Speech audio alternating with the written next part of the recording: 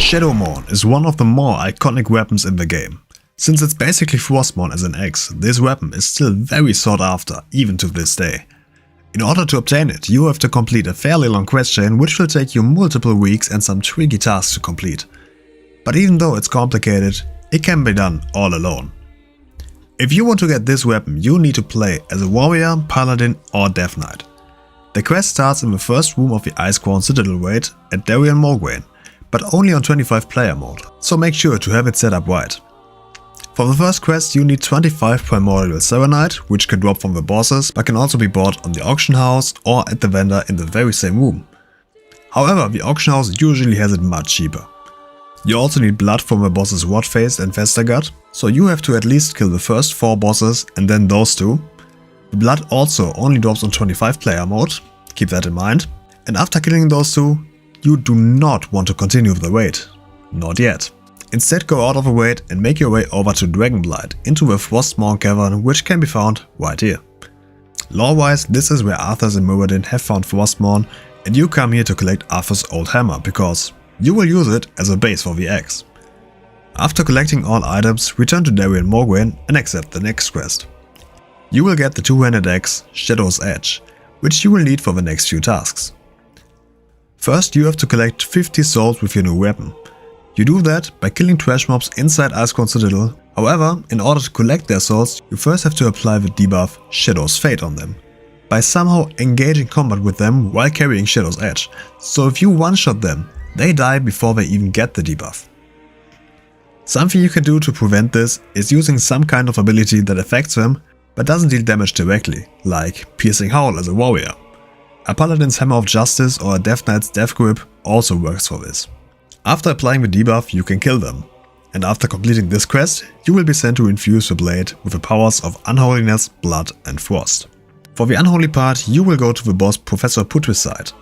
First you want to wait until the big part of the floor is flooded with a green slime. Then you apply the debuff on him and interact with the table in the back of the room. You will be transformed into a big abomination, and you want to use the spell on position 1 until you have enough energy to empower the blade with a spell on position 4. The time window is pretty tight if you do this alone, because the boss is constantly attacking you and the abomination dies rather quickly. But if you hurry, you can easily do this. After empowering the weapon, you can simply kill the boss. After turning in the quest, you will be tasked with the quest Blood Infusion. And this is the part many players are struggling with, because you need to interact with other characters for this one. But if you have no friends who have time, or if you don't trust them with this quest, I'm looking at you, Hanky, then you only need a total of 4 high-level characters on your account to do this. Now listen closely and carefully, because this part can get confusing. The boss Blood Queen Lanatel will bite you early in the fight and turn you into a vampire. After 1 minute you will be able to bite another player. If you don't do this, you will be mind controlled. For this quest you need to bite 3 different characters. So to do this all alone, you need a total of 4 characters in the boss room. Your main, which is doing the quest, and 3 others. You can open up a group in the group finder in the pre-made group section, then log off, apply with another character, log back into your main and accept the request. Log back on the twink and accept the invite. With this method you can invite all of your characters into the group. Then you need to make your way to the Iceborne Citadel with all of them.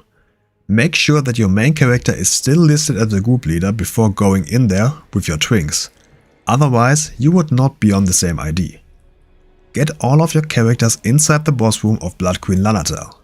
You will start a fight with your main character. I personally took off all my gear so I wouldn't kill the boss by accident, but make sure to have Shadow's Edge equipped. Apply the debuff on Blood Queen Lanatel by using an ability that deals no damage and wait until you get bitten.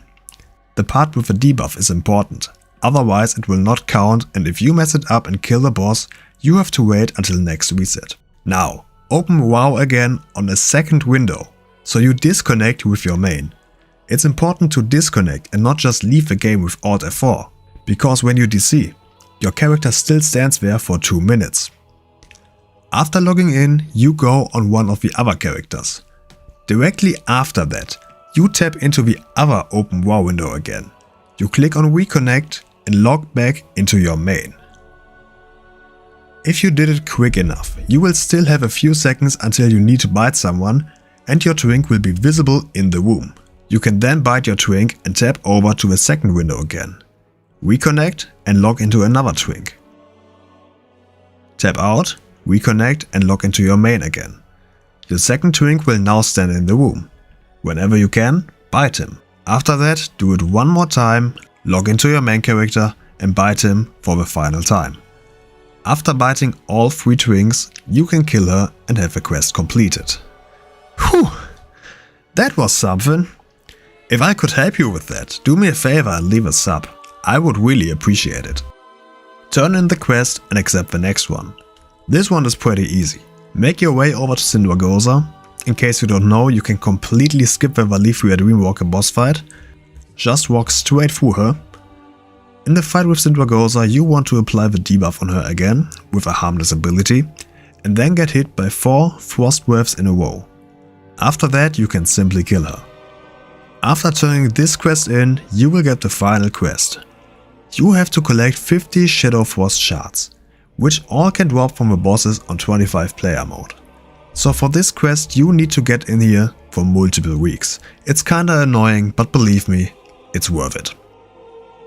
After collecting all 50 shards, you can turn in the quest and you are rewarded with Shadowmourne. But this is not the end of the story. You will be tasked with killing the Lich King, and you want to do that, because now he will drop the sealed chest, which starts another quest. You bring this to Mograine and inside the chest you will find 5 different items. You can give these items to different people in the first room of a raid, and they will give you some nice rewards.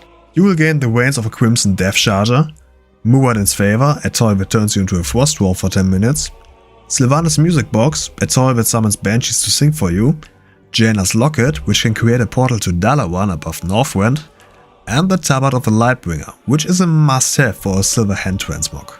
All of these items can be sold on the auction house and they still give you some really good money, so unless you really want these items, consider to sell them. I wish you good luck and I hope to see you next time. Until then, see ya!